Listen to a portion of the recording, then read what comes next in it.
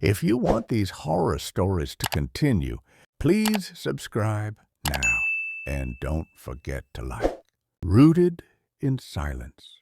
The tree was not old, yet everyone avoided it. It stood alone at the edge of the valley, growing where nothing else survived. Animals never passed near it. Birds circled above, but never landed. When the wind blew, its branches didn't sway. They tightened, as if listening. Villagers said the ground around the tree was cursed.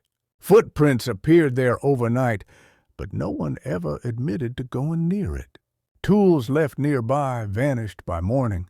Once, a rope tied to the trunk was found shredded, as if something inside the wood had twisted it apart. A survey team arrived to mark the land for construction. The first day went quietly.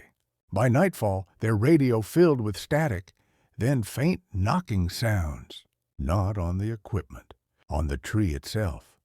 Slow, deliberate, like fingers tapping from the inside.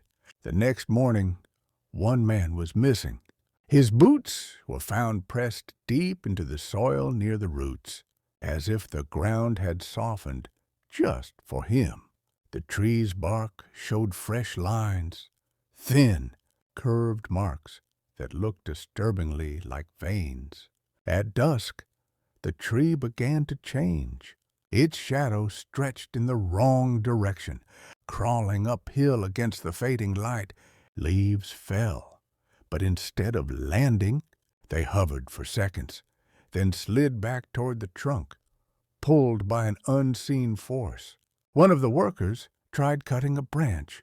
The saw didn't stick. It sank too easily. Dark sap spilled out, warm and thick. The man dropped the tool, screaming that the tree had tightened around it, squeezing, resisting like muscle. That night, the ground trembled softly. Roots surfaced, slow and silent, spreading farther than before. Tents collapsed as the soil shifted. From within the trunk came a low sound, not a growl, not a cry, something closer to breathing. They ran, all except one. He stood frozen, staring at the tree as the bark split open slightly, revealing movement beneath. Shapes pressed outward, as if something had learned how to grow using stolen forms. At sunrise, the valley was empty. No bodies, no equipment. Only the tree, larger now, taller, its branches heavier. Embedded in the bark were objects: a watch, a helmet, fragments of clothing. Absorbed. Displayed. The land was sealed off and marked uninhabitable. Years later, satellites showed new growth spreading from that exact point. Forests don't expand in perfect circles, but this one did. And at the center, the wild tree continued to grow, patient, rooted, and very much alive. The end.